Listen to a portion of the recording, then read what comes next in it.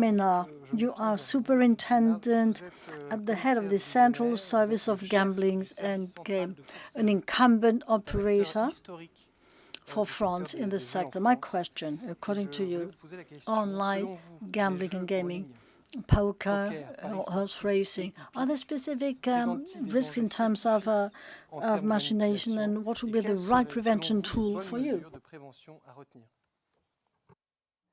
Thank you very much for giving me the floor.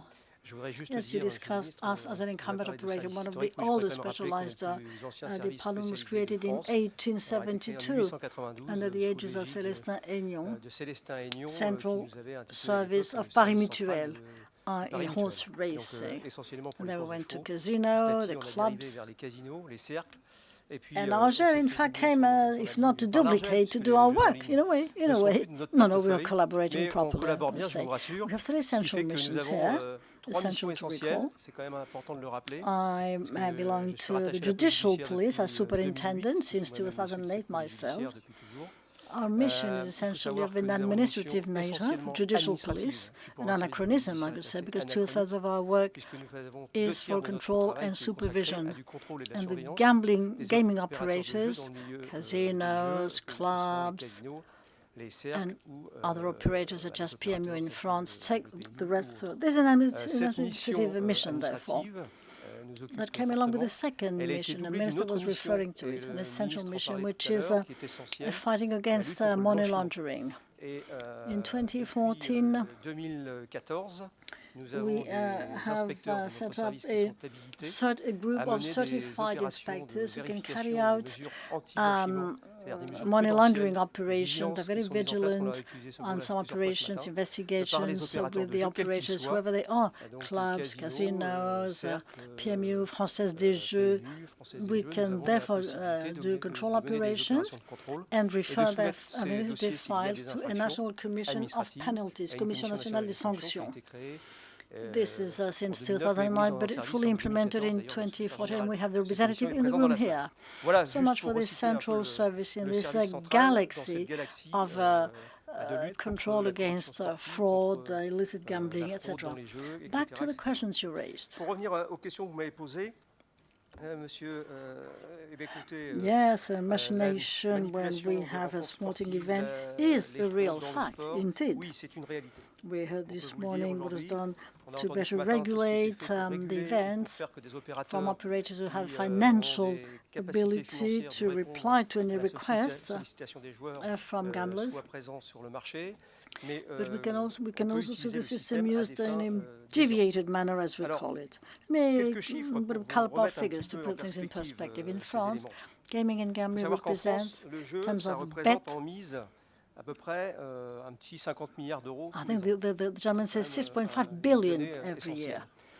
But sporting worldwide, and I'm not the statistician here, this is the Hong Kong Joker Club, who has quite a few figures in the field of horse racing, all types of competition. They have assessed, therefore, the world market of legal and illegal markets represented 500 billion euros. I don't know, there might be a margin of maneuver here. Anyway, this is a figure which, in fact, comes from the football events. Football representing, I don't know whether this can be supported by, represents 70% of the market, and especially Asia, most of it. So you see that the magic points of vigilance should be in Asia and football. But other sports are targeted, I must say, and I will revert to this later. Now, why is it that sporting events are so much targeted? And its honesty is, in fact, challenged. Competition represents huge amounts, financial participation, and a capitalistic approach from some individuals, betting, gaming, money laundering easily, because in fact there are algorithms which allow you, which is what we see in casinos, to try and guess. So why would you not step by step go into this type of illicit practices if it is accepted on the other side? because sometimes the origin or the source of funds is not well established. Why is it that the sports are thus a challenge? Football, it is a very popular sport. We have rights on TV rights, and a lot of financial interest. But also the fact that following a review of the International Federation of Professional Football Values has identified threats. They carried out a review, and there was an Interpol symposium 3 weeks ago on the topic, revealing that 45% of the players were not paid in Europe at the end of the month. So it's an illicit offense here. I give you 50,000 euros, so you don't have to be paid. And people are rather attracted by this proposition. And the figure is 12% of them recognize they had been contacted. Well, whatever you might say on prevention and education, training on the professional sports environment is essential to type and fight this type of situation. We've had a lot of practical cases abroad. In 2005 in Belgium, I remember we had an operator from Asia who wanted to take control of a number of football clubs to arrange or organize match fixing in Europe from Asia. The Belgian police did a lot of good work.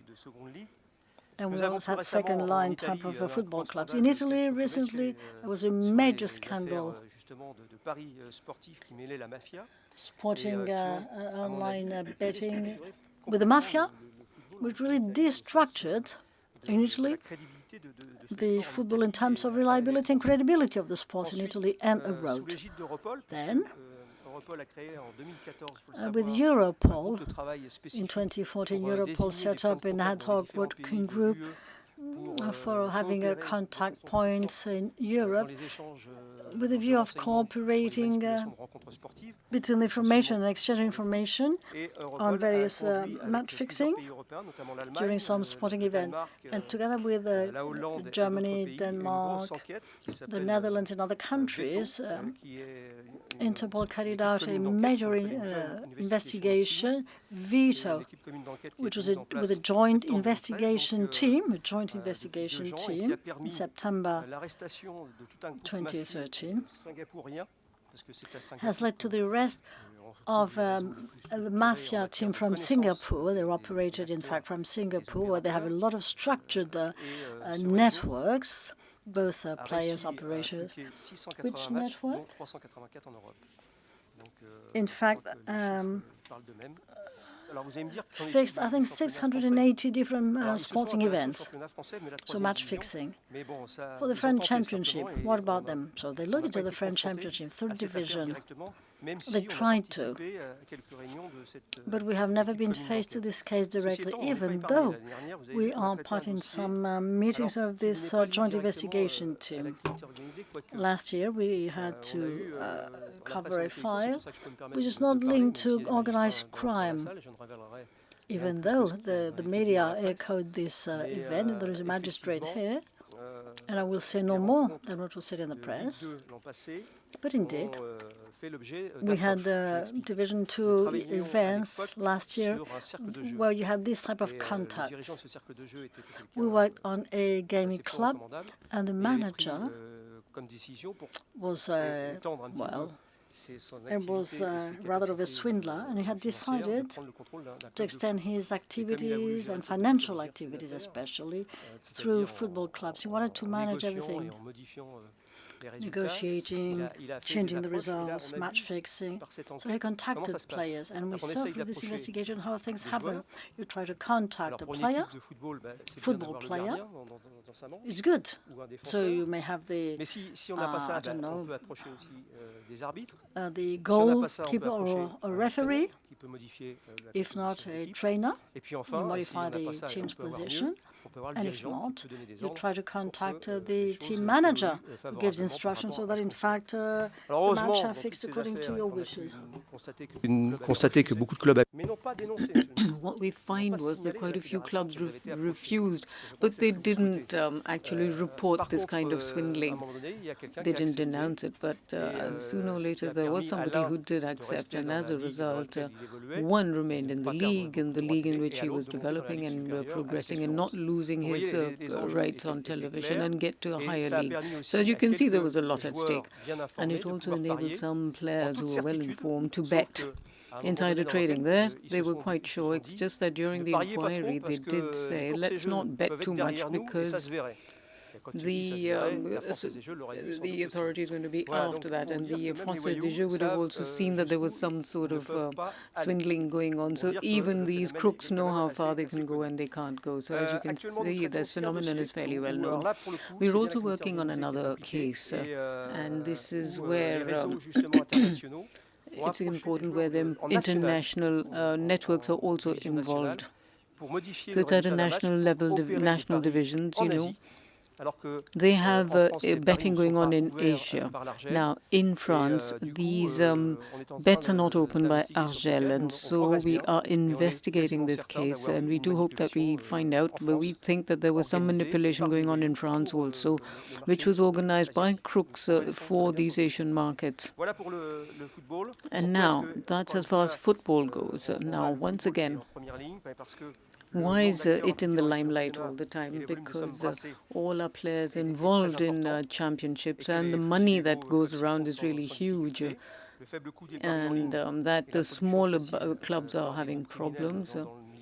There are lots of criminal groups also who are involved in football gambling, and they don't really have to prove the solvency of any of the clubs without being involved. Now, football is in danger, but that's not the only sport which is at risk, because in 2015 there was another case that cropped up, and that was handball.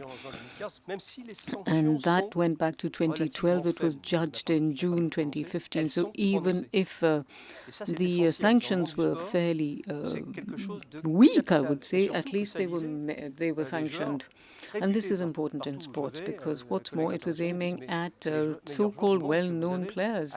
All my international colleagues said they're the best players in the world that you have, and that you really did have them up against the wall. And I said, yes, that's right.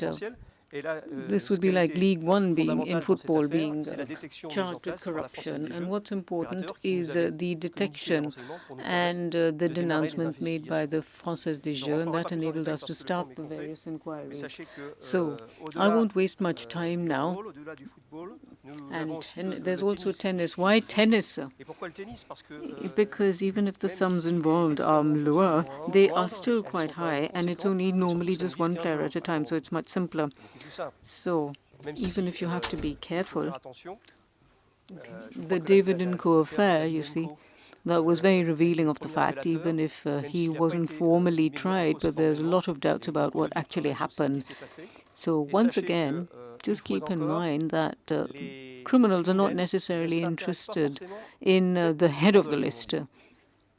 They go for those middle-level players because in Asia, that's who you're betting on particularly. And I've got proof. There's a partnership that we set up with the French Tennis Federation, and so we're trying to see what's happening in all the major tournaments, and the presence of whom we call outsiders, you know, just goes to show that to get these results directly, faster than television, there's obviously something happening at the other end of the world, and that's why you pay people a lot of money to come and give the results directly. So it just goes to show that there is a lot at stake, and there's a lot of there is a lot of money going around there. And now, to concluding on sport, and let's end up with the turf. So there was something that was really terrible. It was an English case. I think some of you are there. Our colleague from Horse Racing Authority, who dealt with this particular case with the British police, where you had 13 horse owners who were involved and who had their horses loose, though they were placed as favorites, you see. They were all hand in hand with the bookmakers, apparently. And as a result, some horses were favored more than others. Now, in France, we are not quite free of this kind of scandal, even if the horse racing system is very well organized to avoid these sort of problems. But we have all sorts of checking going on.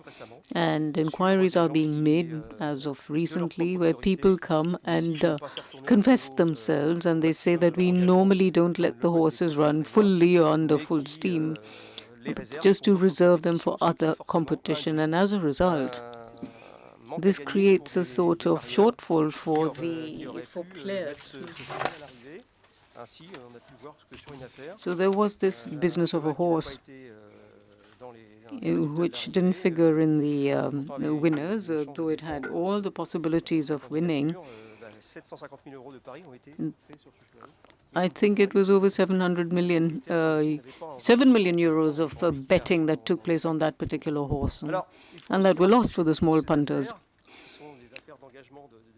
Now, all these affairs that are going on, all this betting and so on, you must also look at the way the betting is actually being carried out and the vulnerability of people involved. Because swindlers of all kind are present in this field, particularly during the horse races. And this is against the PGA Rouen, who told us about it. There was this swindler who, via internet, said that he was willing to buy horses. So there were quite a few people, it was about 1 million euros of damage, and